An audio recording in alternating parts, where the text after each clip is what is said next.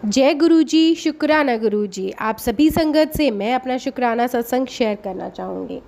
संगत जी, मैं आपका और गुरु जी का बहुत बहुत शुक्राना करती हूँ कि आप बड़ी श्रद्धा से और भाव से मेरा सत्संग सुनते हैं और गुरु जी ने मुझे ये सेवा दी है शुक्राना सत्संग शेयर करने के लिए, तो उनके लिए भी बहुत बहुत शुक्राना। और संगत जी, आज हम करेंगे शिव पुराण का 5वां अध्याय, बिंदुक का पिशाच योनि से उद्धार। आगे बढ़ते हैं संगत जी। सूत जी बोले, शौनक, एक दिन चंचला आनंद में मग्न उमा देवी के पास गई और दोनों हाथ जोड़कर उनकी स्तुति करने लगी, उनका स्मरण करने लगी। चंचला बोली, हे गिरिराज नंदिनी स्कंद माता उमा, आप सभी मनुष्यों एवं देवताओं द्वारा पूज्य तथा समस्त सुखों को देने वाले हैं। आप शंभु प्रिय हैं। आप ही सगुणा एवं निर्गुणा हैं। हे सच्चिदानंद स्वरूपिणी, आप ही प्रकृति की पोषक हैं। हे माता, आप ही संसार की सृष्टि हैं, पालन है और संहार करने वाली हैं।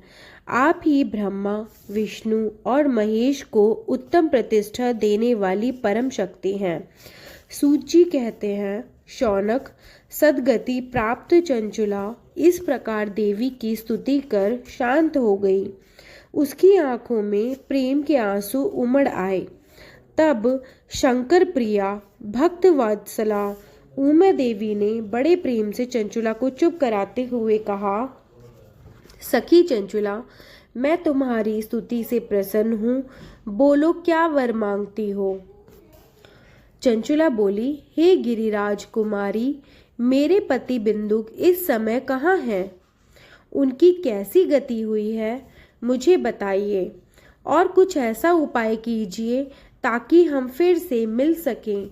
हे महादेवी, मेरे पति एक शूद्र जाति वैश्य के प्रति आसक्त थे और पाप में ही डूबे रहते थे। गिरिजा बोली, बेटी, तुम्हारा पति बिंदुक बड़ा पापी था। उसका अंत बड़ा भयानक हुआ। वैश्य का उपभोग करने के कारण वह मूर्ख नरक में अनेक वर्षों तक अनेक प्रकार से दुख भोग कर अब शेष पाप को भोगने के लिए विंध्य पर्वत पर पिशाच की योनि में रह रहा है। वह दुष्ट वहीं वायु पीकर रहता है और सब प्रकार के कष्ट सहता है।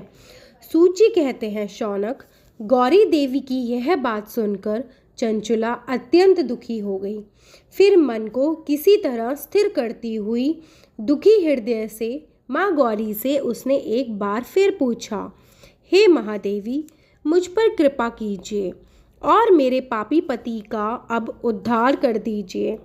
कृपा करके मुझे वह उपाय बताइए जिससे मेरे पति को उत्तम गति प्राप्त हो सके। गौरी देवी ने कहा, यदि तुम्हारा पति बिंदुक शिव पुराण की पुण्यमयी उत्तम कथा को सुने तो वह इस दुर्गति को पार करके उत्तम गति का भागी हो सकता है।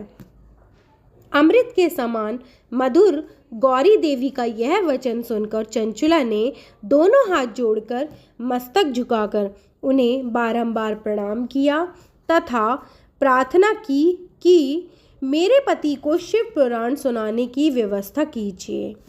ब्राह्मण पत्नी चंचला के बार बार प्रार्थना करने पर शिव प्रिया गौरी देवी ने भगवान शिव की महिमा का गान करने वाले गंधर्वराज तुम्बरो को बुलाकर कहा, तुम्बरो, तुम्हारी भगवान शिव में प्रीति है, आस्था है। तुम मेरे मन की सभी बातें जानकर मेरे कार्य को सिद्ध करते हो। तुम मेरी इस सखी के साथ विंध्य पर्वत पर जाओ। वहाँ एक महाघोर और भयंकर पिशाच रहता है। पूर्व जन्म में वह पिशाच बिंदुक नामक ब्राह्मण मेरी इस सखी चंचला का पति था।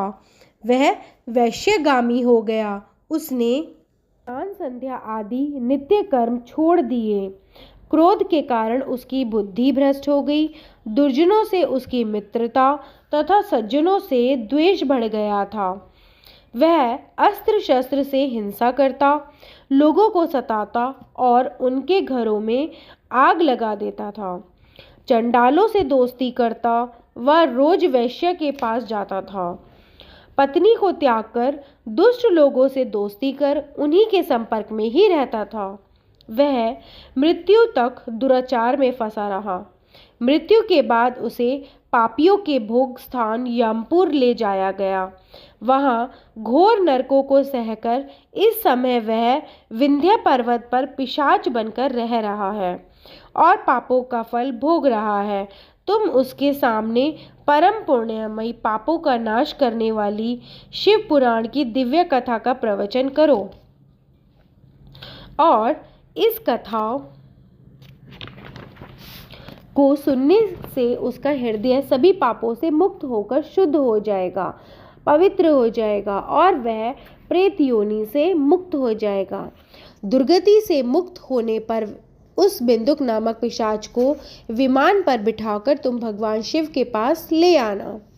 सूत जी कहते हैं, शौनक, माँ उमा का आदेश पाकर गंधर्वराज तुम्बरो प्रसन्नतापूर्वक अपने भाग्य की सराहना करते हुए चंचला को साथ लेकर विमान से पिशाच के निवास स्थान विंध्य पर्वत गया। वहां पहुंचकर उसने उस विकराल आकृति वाले पिशाच को देखा। उसका शरीर विशाल था, उसकी ठोड़ी बड़ी थी। वह कभी हंसता, कभी रोता और कभी उछलता था। महाबली तुम्बरो ने बिंदुक नामक पिशाच को पाशों से बांध लिया। उसके पश्चात तुम्बरो ने शिव पुराण की कथा बाँचने के लिए स्थान तलाश कर मंडप की रचना करी। शीघ्र ही इस स्थान का पता लोगों को चल गया कि एक पिशाच के उद्धार हेतु देवी पार्वती की आज्ञा से तुम्बरो शिव पुराण की अमृत कथा सुनाने विंध्य पर्वत पर आया है। उस कथा को सुनने के लोभ से बहुत से देवर्षि वहां पहुंच गए। सभी को आदरपूर्वक स्थान दिया गया। पिशाच बिंदुक को पाशों में बांधकर आसन पर बिठाया गया और तब तुम्बरो ने परम उत्तम शिव पुराण की अमृत कथा का गान शुरू किया। उसने पहली विद्वेश्वर संहिता से लेकर 7वीं वायु संहिता तक शिव पुराण की कथा का स्पष्ट वर्णन किया। सातों संहिताओं सहित शिव पुराण को सुनकर सभी श्रोता कृतार्थ हो गए। परम पुण्य में शिव पुराण को सुनकर पिशाच सभी पापों से मुक्त हो गया और उसने पिशाच शरीर का त्याग कर दिया। शीघ्र ही उसका रूप दिव्य हो गया। उसका शरीर गौर वर्ण का हो गया। शरीर पर श्वेत वस्त्र एवं पुरुषों के आभूषण आ गए। इस प्रकार दिव्य देहधारी होकर बिंदुक अपनी पत्नी चंचला के साथ स्वयं भी भगवान शिव का गुणगान करने लगा। उसे इस दिव्य रूप में देखकर सभी को बहुत आश्चर्य हुआ। उसका मन परम आनंद से परिपूर्ण हो गया। सभी भगवान महेश्वर के अद्भुत चरित्र को सुनकर कृतार्थ हो उनका यशोगान करते हुए अपने अपने धाम को चले गए। बिंदु अपनी पत्नी चंचला के साथ विमान में बैठकर शिवपुरी की ओर चल दिया। महेश्वर के गुणों का गान करता हुआ बिंदुक अपनी पत्नी चंचला व तुम्बरो के साथ शीघ्र ही शिवधाम पहुंच गया। भगवान शिव व देवी पार्वती ने उसे अपना पार्षद बना लिया। दोनों पति पत्नी सुखपूर्वक भगवान महेश्वर एवं देवी गौरी के श्री चरणों में अविचल निवास पाकर धन्य हो गए। जय हो गुरु जी, जय हो शिव शक्ति की। इस पावन हम 5वें अध्याय को सुनकर बहुत ज़्यादा हम ब्लेस्ड हो गए हैं संगत जी। और संगत जी, जिस तरह बिंदुक पिशाच और चंचला का शिव पुराण को सुनकर के उद्धार हुआ, उसी तरह ही हमारा भी उद्धार हो। हम जिस परेशानियों से हम जूझ रहे हैं, संगत जूझ रही है, उनसे हम मुक्त हों। ये हमें शिव पुराण का 5वां अध्याय सुनकर हमें गुरु जी की और शिव जी और शेख आदि शक्ति की बहुत सारी ब्लेसिंग मिले, यही मेरी कामना है संगत जी।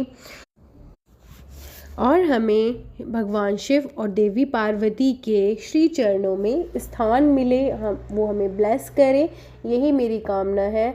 और इसी के साथ संगत जी यह हमारा बिंदुक और चंचुला का जो अध्याय है, कथा समाप्त होती है, संपूर्ण होती है। और शिव जी की विशेष कृपा हमें मिलती है और गुरु जी की हमें विशेष कृपा मिलती है। और हम इसको सुनने मात्र से ही संगत जी हमारे बहुत सारे कष्टों का निवारण होगा। और जो भी व्यक्ति इस टाइम ब्लैक मैजिक से जूझ रहा है और जिसके एंसेस्टर अभी भी पिशाच योनि में घूम रहे हैं, तो उन्हें मुक्ति मिलेगी, उन्हें उनका मोक्ष मिलेगा। इसी के साथ संगत जी हम अपने गुरु जी का मंत्र जाप करते हुए इस कथा को संपूर्ण करते हैं। ओम नमः शिवाय, शिव जी सदा सहाय। ओम नमः शिवाय, गुरु जी सदा सहाय। संगत जी गुरु जी की और शिव जी की आप कृपा दृष्टि आप सभी पर बनी रहे। जय गुरु जी, शुक्राना गुरु जी।